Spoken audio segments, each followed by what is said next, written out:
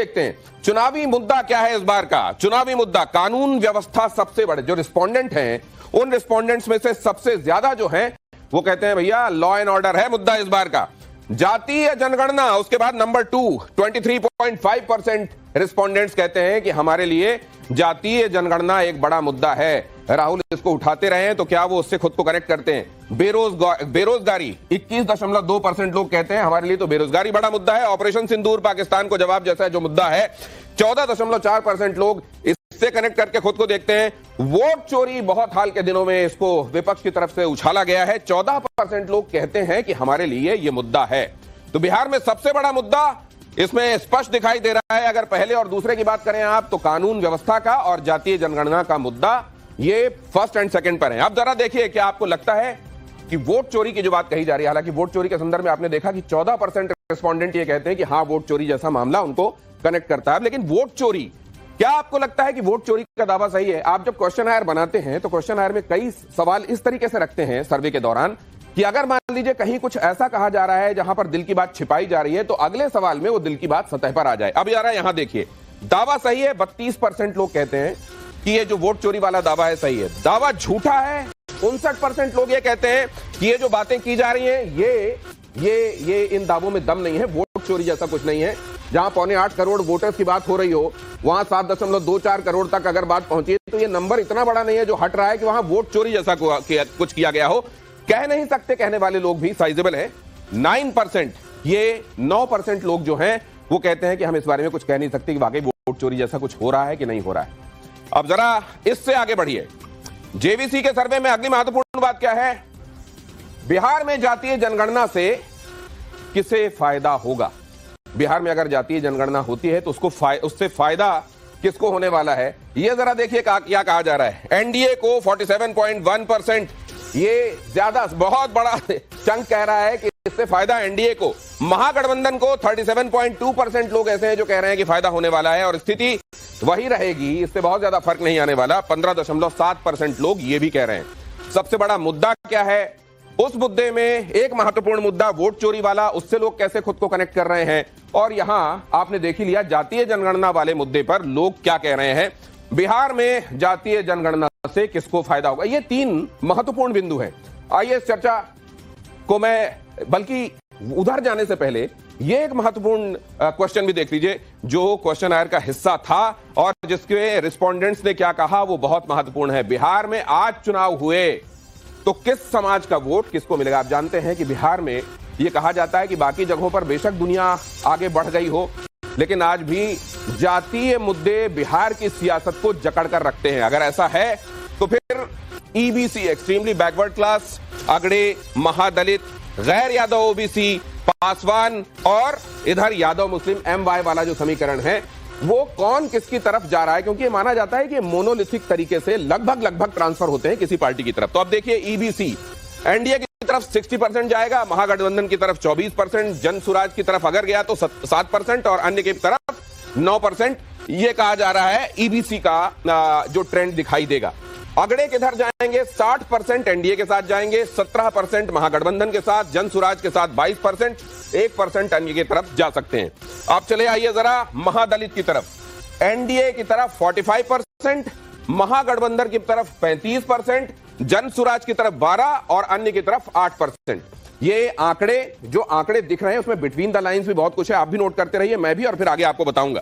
अब जरा इधर आ जाइए। महादलित 45%, 35%, 12%, 8% के बाद गैर यादव ओबीसी 70% एनडीए के साथ, महागठबंधन के साथ 15%, 12% जनसुराज और अन्य के साथ 3%। अब जरा चले आइए पासवान किधर जाएंगे? 65% एनडीए के साथ, 25% महागठबंधन के साथ, जनसुराज के साथ 7% और 3% अन्य के साथ।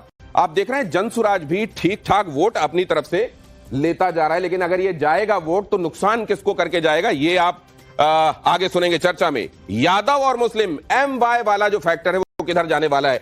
एनडीए की तरफ 5%, मतलब बहुत ज्यादा इसमें तब्दीली हो सकता है। पसमानदा वाला जो मुसलमान है वो कुछ इधर आ रहा हो, वरना तो ये 5% बहुत छोटा सा चंक है। लेकिन ये जा कहां रहा है? महागठबंधन की तरफ जो साइजेबल चंक जा रहा है वो वही है MY वाला 75% आपको यहां दिखाई दे रहा है। जन स्वराज की तरफ ये 15% है और अन्य की तरफ ये 5%। अब ये अन्य और जन स्वराज ये महत्वपूर्ण इसलिए हैं क्योंकि कितना ये खेलेंगे उससे ज्यादा महत्वपूर्ण है कितना ये खेल बिगाड़ेंगे। और उसमें अगर आप देख रहे हैं तो जन स्वराज का ये जो 22% और 12% है, ये अगड़े और महादलित के हिसाब से ये एक बड़ी चुनौती है। और उधर आप अन्य के हिसाब से देख लें तो 9% आपको जो ईबीसी का दिखाई दे रहा है और 8% जो आपको दिखाई दे रहा है महादलित का, ये बड़ा इंपॉर्टेंट है। ये जाएगा तो किसकी तरफ से जाएगा ये भी महत्वपूर्ण है। जाहिर है उसकी तरफ से जाएगा जिसकी तरफ ये ज्यादा होगा। पहले जिसकी तरफ ये ज्यादा होगा उसकी तरफ से हटेगा तो जाहिर है वो प्रशांत किशोर की तरफ से जाएगा। तो क्या इसको इसी तरीके के ट्रेंड के साथ देखा जाना चाहिए? आइए चर्चा की शुरुआत करते हैं। सबसे पहले तो जरा अभी तक जेवीसी श्रीराम चुनाव विश्लेषक हमारे साथ हैं, उनके पास यह जानने के लिए पहुंचता हूं कि सर कोई ऐसी बात जो आप समझते हैं कि बड़ी महत्वपूर्ण है और वो उस तारीख के बाद घटी है जब आपने ये सर्वे किया, या सब कुछ लगभग वो जो महत्वपूर्ण है वहां के चुनावों के संदर्भ में आपने शामिल किया है? मनीष कश्यप भी बाय द वे जुड़ गए हमारे साथ, स्क्रीन में नजर आ रहे हैं, उनका भी स्वागत करता हूं जेवीसी श्रीराम से। लेकिन पहले ये सवाल, has everything been incorporated which is significant sir? या एवरीथिंग हैज बीन इनकॉर्पोरेटेड, पूरा इनकॉर्पोरेट कर दिया जी। क्या है हमारा पास 2-3 थिंग्स करता है। एक डेटा एनालिसिस है, पास्ट ट्रेंड्स कैसा हो रहा है और अभी ग्राउंड का सर्वे कैसा है, मूड क्या है। और मूड के लिए कास्ट पे बात कर सकते हैं। महादलित्स बीएसपी के लिए 2015 तक बीएसपी का बहुत अच्छा वोट शेयर है। उसका वोट शेयर थोड़ा महागठबंधन के जा रहा है, बट 12% इज सिग्निफिकेंट जन स्वराज का जा रहा है। ठीक है। और भूमियार का कैंडिडेट्स जन स्वराज फील कर सकते और राजपूत कैंडिडेट्स फील कर सकते। दिस 22% विल स्टे विद जन स्वराज। नहीं फील कर सकते, that will move towards the BJP because केंद्र है जन तो आप स्वराज कह रहे हैं का सर जो भी महत्वपूर्ण है वो इनकॉर्पोरेट किया गया है। मैं इसमें ये आगे ये भी आपसे जानूंगा कि ये जो यात्रा निकाली जा रही है अभी इंडी की तरफ से, वो कितना ग्राउंड में चीजों को, सिनेरियो को बदल सकती है। लेकिन उससे पहले जरा जाऊं मैं अनंत विजय, अभी तक जो आपने देखा इस सर्वे में जो महत्वपूर्ण बात आपको समझ में आ रही है, जो उल्लेखनीय है, अंडरलाइन करने वाली है, वो क्या है? देखिए, इस सर्वे में 2 उल्लेखनीय बात दिनेश जी मुझे समझ में आती है। एक तो वोट चोरी का मुद्दा नहीं है, ये मैं पहले दिन से कह रहा हूं।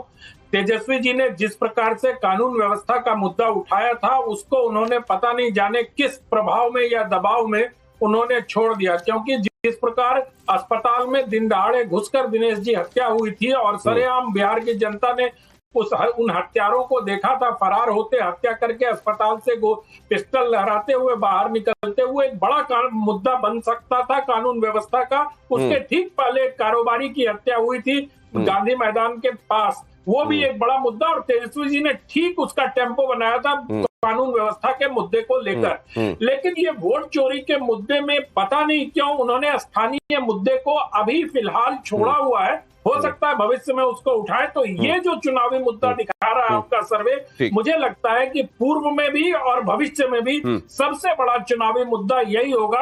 और वोट चोरी का कोई प्रभाव, ये अकादमिक मुद्दे तो सर आप ये जो बात अनंत विजय कह रहे हैं कि लॉ एंड ऑर्डर ही मुद्दा रहने वाला है, तो फिर वो लोग जो कहते हैं कि जंगल राज से हम निकाल कर लाए हैं बिहार को यहां तक, फिर उनकी बातें वो लोगों के बीच में कैसे रेजोनेट होंगी, ये भी मैं आपसे समझूंगा। लेकिन मनीष कश्यप के पास जाना चाहता हूं। मनीष कश्यप, ये अगड़े में आप एक 22% का साइजेबल चंक ले जा रहे हैं सर्वे के हिसाब से, महादलित में 12% ले जा रहे हैं, मुस्लिम भी 15% आपकी तरफ ये दिखाई दे रहा है कि आपकी तरफ जाएंगे। इस तरह के ये वोट ले जाने के साथ आप वोट काटेंगे अलग अलग पार्टियों के, या आप अपनी उपस्थिति ऐसी दर्ज कराएंगे कि जो एक पॉलिटिकल पार्टी की होनी चाहिए? दिनेश जी देखिए, आज से 6 महीना पहले कोई जनसुराज को कंसीडर भी इस लेवल पे नहीं करता था। आज आप कंसीडर कर रहे हैं कि कम से कम हम लोग जो है वो 22%, अगड़े का, महादलित का जो है 12%, उसके बाद से पासवान का जो है 7%, मुस्लिम का जो है 15% हम लोग वोट जो है ले रहे हैं। आज आप ये कह रहे हैं अभी भी चुनाव में 90 दिन बाकी है और बिहार का जो भी एक्चुअल मुद्दा होता है उस मुद्दे पे जो है वो जनसुराज ही बात करती है। तो यकीन मानिए कि 90 दिन के अंदर अंदर सिनेरियो बदलने वाला है और प्रशांत किशोर के साथ जो है बिहार वो चलने वाला है। मनीष जी ये तो आप अच्छी बात है। देखिए, आपको इसी तरीके से अपनी पार्टी की बात रखनी चाहिए जैसे आप रख रहे हैं, लेकिन वोट आप किसका ज्यादा खींच ले रहे हैं अपनी तरफ? आपकी तरफ इंडी वाला आदमी ज्यादा जा रहा है, आपकी तरफ एनडीए वाला आदमी ज्यादा जा रहा है?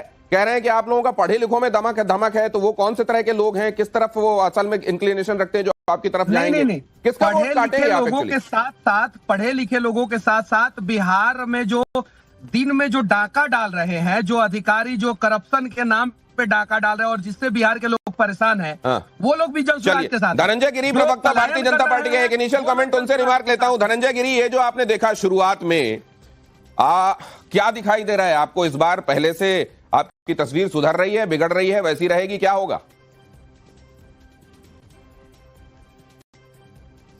नहीं, देखिए, नीतीश कुमार नरेंद्र मोदी के नेतृत्व में जो बिहार का विकास हुआ है, आप देखेंगे पिछले 20 साल से हम बिहार में हैं। क्यों? क्योंकि राजनीति में एक प्रो इनकम्बेंसी का शुरुआत हुई है। आज जो लोग इंडिया अलायंस के लोग सड़क पे घूम रहे हैं, चमचमाती हुई सड़कों से उनकी आंखें चकाचौंध है। वो रोड पर घूम रहे हैं, हम रोड मैप लेके खड़े हैं। हमने कितना काम किया है और आगे कितना काम करेंगे। रोड पर घूमने से नहीं वोट मिलता है। राहुल गांधी कहते हैं कि इतना घुमा, इतनी भीड़ आ गई, वोट क्यों नहीं मिला? भीड़ भारत का भविष्य नहीं। धनंजय जी, बड़ी विनम्रता से एक सवाल का जवाब आपसे चाहता हूं।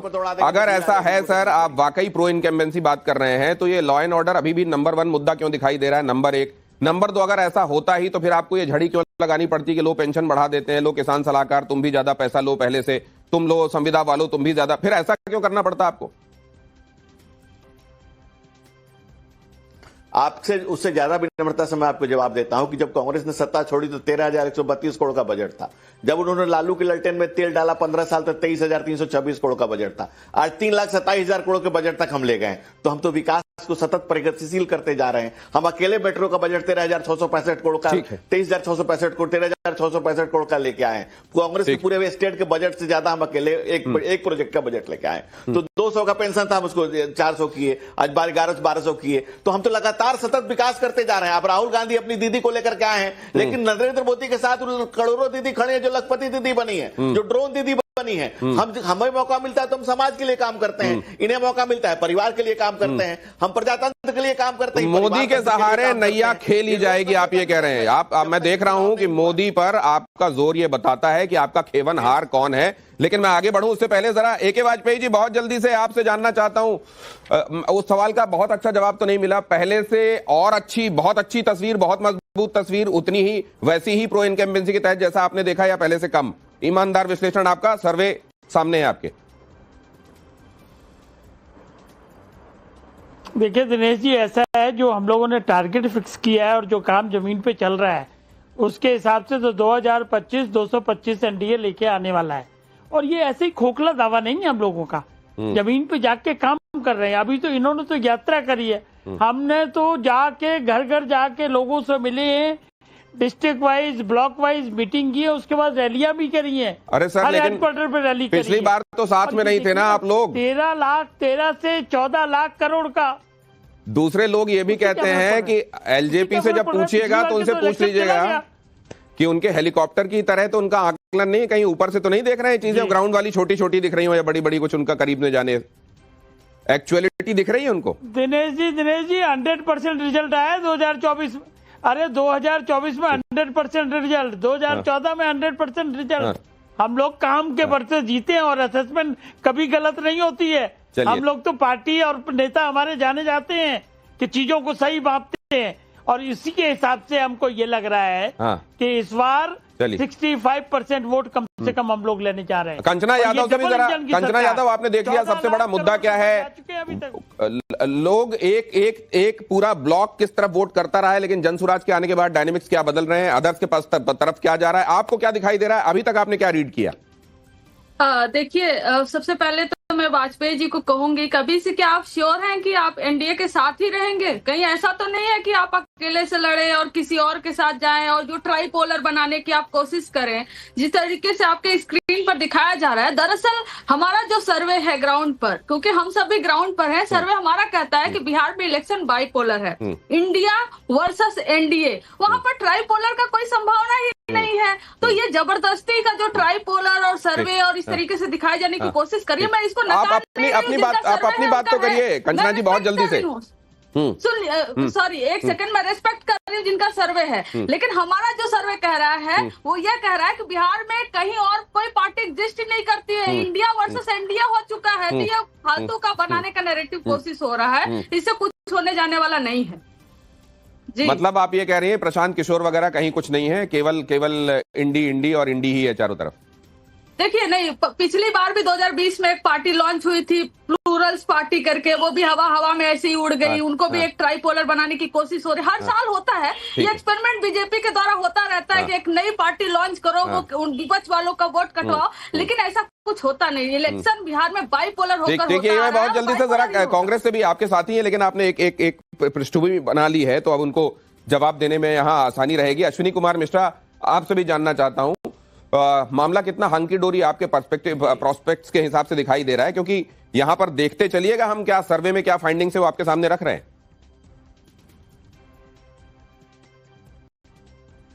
दिनेश भाई, पहले तो जो सैंपल साइज है, हालांकि इसको आप बहुत बड़ा मानते हैं, बट एक्चुअल वोटर के कंपैरिजन में देखें तो हम 2000 पे एक सैंपल साइज है, इतना कम सैंपल साइज है, उससे जनता के मूड का पता लगाना बहुत मुश्किल है। हालांकि उन्होंने सर्वे किया है, मैं उनकी रिस्पेक्ट करता हूं। ठीक है, मुझे सर्वे से डेटा के साथ साथ सर्वे के क्वेश्चन भी थोड़े अजीब से लगे। जैसे आप जनता से पूछ रहे हैं कि जातिगत जनगणना होने से किसका फायदा होगा, इस सवाल का जवाब जनता से आप कैसे एक्सपेक्ट कर सकते हैं? जनता कैसे बताएगी?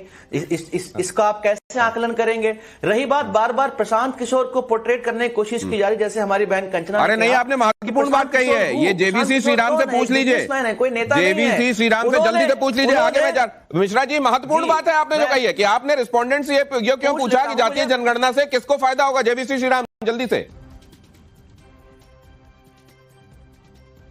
ये इसे 18% ऑफ द वोट्स पहले 2020 पे इंडिपेंडेंस और छोटा पार्टीज का गया, इसका रिकॉर्ड पे है। हमारा सैंपल साइज कम है, बट हमारा बजट के लिए सैंपल साइज कर दिया, और हमारा रिसर्च भी है, हमारा ऑडिट भी है। आपके लिए थोड़ा सर्वेस है, 3000 2500 सैंपल साइज के लिए आप अप्रिशिएट करता है कांग्रेस लोग। ओके, आगे बढ़ना पड़ेगा, वरना ये सारे फिगर्स मैं आपके सामने रख नहीं पाऊंगा। कंचना यादव कुछ कहना चाहती है, लेकिन पहले देख लीजिए जरा अब अगला महत्वपूर्ण मसला इस सर्वे का, वो देखिए आरजेडी में अंदरूनी कलह को आप कैसे देखते हैं?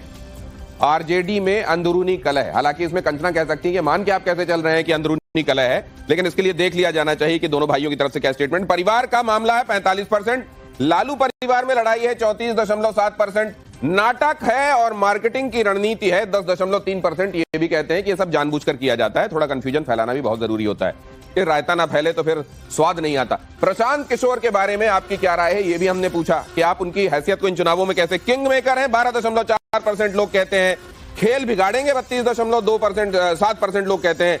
ये असल में अगले चुनावों के लिए अपनी जमीन तैयार कर रहे हैं। सबसे बड़ा साइजेबल चंक है, यही मानता है कि 43.2% कहते हैं कि इस चुनाव में तो नहीं, लेकिन यहां से उनकी जमीन बननी तैयार हो जाएगी। 2025 में सरकार बनाएंगे 11.6%, मतलब अगर आप इसको जोड़ दीजिए 12.4% और 11.6%, तो ये सीधे सीधे आप इसमें 10 का इजाफा कर लीजिए तो ये 22% के आसपास, 23% के आसपास लोग कह रहे हैं ये किंग मेकर या सरकार बनाने वाली भूमिका में, लेकिन सबसे ज्यादा लोग अगले चुनाव की तैयारी के तौर पर। अब जरा देख लीजिए बिहार के लोग नीतीश कुमार के बारे में क्या सोचते हैं। शानदार कार्यकाल, लेकिन अब थके हुए हैं 31%, स्वस्थ रहने तक मुख्यमंत्री बने रहेंगे 19%, उनके जैसा कोई कद्दावर नेता नहीं है 12%, युवाओं को सत्ता सौंपने का समय आ गया 24%, कोई टिप्पणी नहीं करने वाले लोग 14%, तो सबसे ज्यादा जो 31% हैं उनका कहना है शानदार कार्यकाल, लेकिन अब थके हुए हैं। युवाओं को सत्ता सौंपने का समय आ गया, अगर उसको भी जोड़ लीजिए आप तो 24%, इसमें ये सीधे सीधे 55% के आसपास हो जाता है। मतलब रहे तो नीतीश कुमार शानदार रहे हैं, लेकिन अब थकान आने लगी है, फटीग आने लगी है, किसी और को मौका। अब अगला देखिए जरा, ये जेवीसी का सर्वे, सवाल कि बिहार में मुख्यमंत्री पद का पसंदीदा चेहरा कौन है, पसंदीदा चेहरा। अब जरा देखिए पहले की रीडिंग, यहां कोई विरोधाभास मिलता है या उसी के सपोर्ट में यहां पर फाइंडिंग है। देखिए जरा, तेजस्वी यादव कह रहे हैं रिस्पोंडेंट्स में से जो मानते हैं कि तेजस्वी यादव होना चाहिए, सबसे अच्छा मुख्यमंत्री चेहरा वही है। सबसे बड़ा नंबर यही 30% लोग कह रहे हैं कि ये तेजस्वी यादव ही होना चाहिए सीएम के तौर पर, तो उन्हीं का चेहरा ठीक लग रहा है। नीतीश कुमार शानदार कार्यकाल रहा है, लेकिन अब 23% के साथ दूसरे नंबर पर वो संतोष कर रहे हैं। यहाँ प्रशांत किशोर कहने वाले 14% हैं, चिराग पासवान और सम्राट चौधरी कहने वाले 9% है। बीजेपी से कोई चेहरा होना चाहिए 5% लोग कहते हैं, महागठबंधन से कोई चेहरा होना चाहिए 10% लोग कहते हैं। तो ये जो है, ये क्या चिंता का विषय है 23% भारतीय जनता पार्टी और जेडीयू के लिए? क्या ये तेजस्वी यादव वाला 30% जो है कंचना यादव और मिश्रा जी को, अश्विनी मिश्रा जी को, क्या ये एक तरीके का बूस्ट देता है कि चेहरे के सहारे जो नैया खे जाने की एक तैयारी होती है, क्या वो यहां महत्वपूर्ण है? ये आपने जो देखा, इसमें कई चीजें, क्या अंदरूनी कलह चल रही है, क्या अंदरूनी कलह ड्रामे का हिस्सा है, क्या जेडीयू वाकई अभी तक नीतीश के चेहरे के सहारे चली लेकिन नीतीश अब थकने लगे हैं क्या, और क्या सीएम के तौर पर जो चेहरा है वो खेवनहार बन सकता है क्या? आरजेडी और कांग्रेस के लिए ये खुशखबरी है क्या? जरा ये समझता हूं। पहले जरा धनंजय जी की टिप्पणी लूं इसमें। धनंजय जी, क्या है फाइंडिंग आपकी? देखिए, चेहरे की नहीं, चरित्र की राजनीति की है। नीतीश कुमार के बेदाग चरित्र ने दिल्ली से लेकर के बिहार तक की जो उनकी राजनीति की यात्रा रही है, नरेंद्र मोदी और नीतीश कुमार बेदाग चरित्र के व्यक्ति रहे हैं लगातार पूरी जीवन यात्रा में। और जहां तक आप बात करेंगे उधर की, तो आप देखेंगे कि बिहार के चुनाव में, एमएलए के चुनाव में तेजस्वी बार बार कह रहे हैं कि हम राहुल जी को प्रधानमंत्री बनाएंगे। एमएलए के चुनाव पता नहीं कैसे प्रधानमंत्री बनाएंगे, लेकिन कांग्रेस के मुंह से कभी नहीं निकल रहा है कि तेजस्वी, हालांकि उनकी सत्ता नहीं आने वाली, बावजूद बेचारे के संतोष के लिए भी राहुल जी बोल देते कि हमारे, लेकिन कांग्रेस नहीं बोल रही है। कांग्रेस के कंधे छिल गए लालू परिवार की पालकी ढोते ढोते। ये पालकी उतारो यात्रा है। कांग्रेस को कोई सीट देने के लिए राजद तैयार नहीं था, तो राहुल जी रोड पर जो मेहनत कर रहे हैं वो कुछ चंद सीटों की मेहनत कर रहे हैं। कंधे उनके छिल रहे हैं। साल आपकी साथ दोगे पालकी। और धनंजय जी को ये पीड़ा हो रही है, अश्विनी जी इसको समझ रहे हैं, इसीलिए उंगली खड़ी कर रहे हैं। आइए उनके पास चले, अश्विनी जी जल्दी से। बिल्कुल, लोकतंत्र में परिवार तंत्र की पीड़ा है। चरित्र की बात की इन्होंने, भारतीय जनता पार्टी के चरित्र, जेडीयू के चरित्र की बात की दिनेश जी। इनके जो उप मुख्यमंत्री हैं भारतीय जनता पार्टी के, सम्राट चौधरी, वो चिल्ला चिल्ला कर कहते थे कि नीतीश कुमार ने शराबबंदी के टाइम पे 10,000 करोड़ का घोटाला किया, और आज वो उनकी सरकार में साथ में मुख्यमंत्री हैं। तो प्लीज आप चरित्र की बात मत करिए। भारतीय जनता पार्टी और जेडीयू का चरित्र जनता ने देखा है, आपका लॉ एंड ऑर्डर, आपका करप्शन, क्या क्या हुआ है, और जनता उसको मुंहतोड़ जवाब देने वाली है, चाहे सर्वे के आंकड़े कुछ भी कहें। यहाँ पॉपुलरिटी 33% नहीं होकर, अरे तो जनता अगर किसी चेहरे को देखती है और वो कहती है कि सीएम के तौर पर ये चेहरा हमको अच्छा लग रहा है, तो उसमें चरित्र भी शामिल होता है उसके दिमाग में, या चेहरा चेहरा देख के कह देती है? कंचना यादव जी, मैं तो धनंजय गिरी जी को रिप्लाई देना चाह रही थी। सीएम चेहरे का ये कह रहे थे ऐलान नहीं कर रहे हैं, तेजस्वी जी का नाम नहीं ले रहे हैं। तो धनंजय गिरी जी, आप यह बता दीजिए, कांग्रेस ने यह नहीं कहा ये हमारे चेहरा मतलब होंगे, तो यह कब कहा कि ये हमारे चेहरा नहीं होंगे?